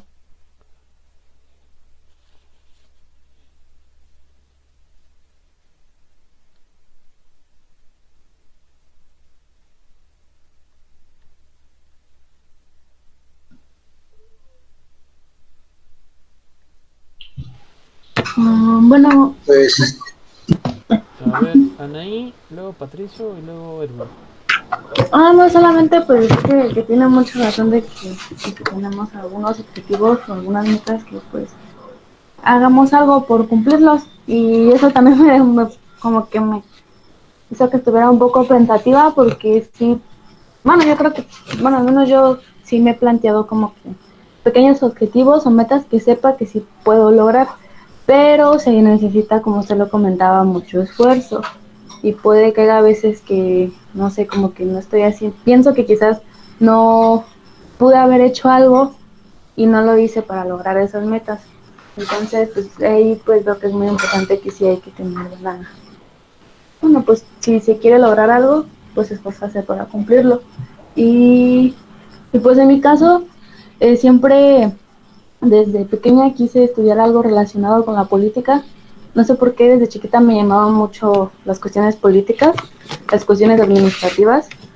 De hecho, recuerdo que cuando estuvieron las candidaturas de Felipe Calderón, las de López Obrador en el 2006 y 2012, siempre estaba muy atenta de quién ganaba y siempre me preguntaba y me cuestionaba de cómo funcionaba la política, y ya después decidí estudiar pues mi carrera, que es la de ciencias políticas, y ahorita está la de planeación, pero igual pues y ya pues me planteo como que metas, objetivos a futuro, de ver qué es lo que quiero y sobre todo si me, si me gusta, o sea, si lo que yo quiero es posible, y sobre todo si realmente va a ser algo que sí me va a gustar, porque puede incluso que no me llegue a gustar, o no sé cómo plantearlo. Pero Sí, pues sí, profe. Eso es lo que me refiero a que sí tiene mucha razón de que pues hay que ver qué hemos hecho para lograr nuestras metas. Y si no, pues empezar desde ahorita. va muy bien, compañera. Patricio. Pues es algo relacionado creo que con todos, porque pues de chico tenía metas o tenía yo como tipos metas que realmente no cumplí, pero de alguna manera llegué también a estar cerca de ahí. Por ejemplo, yo quería estudiar arquitectura y de alguna manera pues no entré, pero entré a esta carrera. Pero en cierto modo puedo relacionarlo también a la arquitectura. No tanto como yo esperaba, pero sí lo puedo relacionar. O de igual, cuando de chiquito, más pequeño, pues el sueño de, creo, de cualquier niño que le guste el fútbol, pues jugar fútbol de grande, pero por una clavícula rota o X cosa, permisos de padres o dinero también, es lo que detiene. Pero pues estoy hasta el momento satisfecho de lo que he cumplido porque de alguna manera he logrado algo bueno y pues de los errores se aprende. Sí, muy bien. Edwin. De alguna manera Ah, perdón, aprendiendo. perdón. Dígame, compañero. No sería todo. Ok, perdón, creí que lo corté, disculpe. Edwin. Bueno, pues es que yo sí desde pequeño no sé qué ser, ni qué quería, ni nada. Y ahorita pues yo creo que tampoco. Yo entré a comercio exterior y creí que era lo que quería, pero pues no. Me salí y entré a esta y, sí, o sea, sí me gusta, pero siento que no me visualizo tanto en esta carrera, más bien en como profesionista, como profesional. Y pues a veces sí me complicaba la vida yo solito y tanto así que entré como en una depresión y ansiedad y pues tuve que buscar ayuda psicológica y bueno, ahorita estoy tomando ayuda psicológica y pues poco a poco voy como que tomando o sabiendo cómo tomar rienda de mi vida para saber qué hacer, porque pues así es difícil y como usted decía que si por usted fuera pues no estudiaba y pues a mí me pasó casi lo mismo, de que pues mis papás me dijeran que tenía que estudiar y así, y pues ellos les agradezco porque pues sí me han metido a varios cursos y cosas así, pues tengo conocimientos de varias cosas o de un idioma, por ejemplo. Y yo creo que ahorita pues de los idiomas es lo que me quiero más enfocar, como pues aprender otros idiomas y entrar al mundo de los videojuegos que ahorita apenas lo estoy descubriendo poco a poco y siento que es algo que va conmigo, entonces a lo mejor puedo relacionarme en eso, pero igual como menciono pues es un golpe de suerte porque no todos pegan o no todos lo logran, entonces es complicado y eso es lo que más me movía a mí, como de, pues es que para qué lo hago si no lo voy a lograr, o para qué lo hago si no voy a llegar a mi meta, entonces por eso, perdón, profe, es Perdón, que ando perdón. un poquito enfermito. Ok, muy bien. Ya para terminar, les agradezco su participación. Voy a comentar rápido algunas cosas. Primero, el pasado, pasado es, ¿no? O sea, José José lo dijo, ya lo pasado, pasado. No pueden traer al presente el pasado. Si les sirve como desmotivador, no lo hagan. O sea, es un suicidio. Sí, todos, ahí sí hay generalidades. Yo les dije que sí había 2 o 3 generalidades, pero que eran muy rebuscadas. Todos hemos hecho, mejor dicho, todos no hemos hecho algo que de haberlo hecho estaríamos mejor. Y esa parte se llama madurez, esa parte se llama aprendizaje. Y nos tiene que servir para adelante. Entonces, libérense del pasado. Hoy es un reinicio. O sea, hoy es un reinicio. Si ustedes lo deciden, hoy es un reinicio. Y hoy pueden construir hacia adelante. Y lo que pasó, allá se queda. Allá. ¿No? O sea, de eso, si no hay nada bueno para rescatar, ahí déjenlo perdido. Porque no sirve para nada. Y si trabajen hoy para el mañana, ¿no? Porque comentaban ahí. Lo que decía Patricio igual, o sea, es decir, sí, hay cosas que sí se nos dificultan, ¿no? O sea, yo quiero ser maratonista profesional, pero tengo un problema cardíaco, pues como que está muy difícil, ¿no? Entonces, en ese sentido se necesita madurez para darme cuenta de que no solo hay una cosa que quiero hacer, sino que puedo descubrir otras cosas que quiero ser, que quiero hacer, y que en alguna voy a poder lograrlo. Y lo que decía Edwin al final, hay golpes de suerte y a veces nos generamos el golpe, ¿no? Es decir, para ganarte la lotería, por muy difícil que sea, primero tienes que comprar el boleto. Y a veces ni comprar el boleto. Pero a lo que voy es lo siguiente. Yo conozco el caso en la iglesia de una persona que se sacó el sorteo TEC y no compró el boleto. Se lo compró su hermana y se lo regaló. Y se ganó una casa, carros, y su vida cambió, pero cambió más que nada por Dios, porque él vio eso como un gran milagro y de todo lo que ganó mucho lo vendió para la obra de Dios y ahora vive muy feliz, aunque no conservó todo lo que ganó, aguas con eso, ¿no? Pero si insistimos y consejo personal, si le dejamos a Dios decidir y guiarnos en la vida, vamos a conseguir esas oportunidades, vamos a conseguir esos golpes de suerte que el mundo los conoce así, pero para conseguirlos hay que trabajar en ellos, ¿no? Habrá quien lo haga a la primera, habrá quien lo haga a la millonésima, pero si no desiste lo consigue, ¿no? Siempre y cuando sea voluntad de Dios. En fin, chicos, muchas gracias por esta clase. Creo que nos estamos llevando mejor, me da gusto. Voy a parar el video aquí.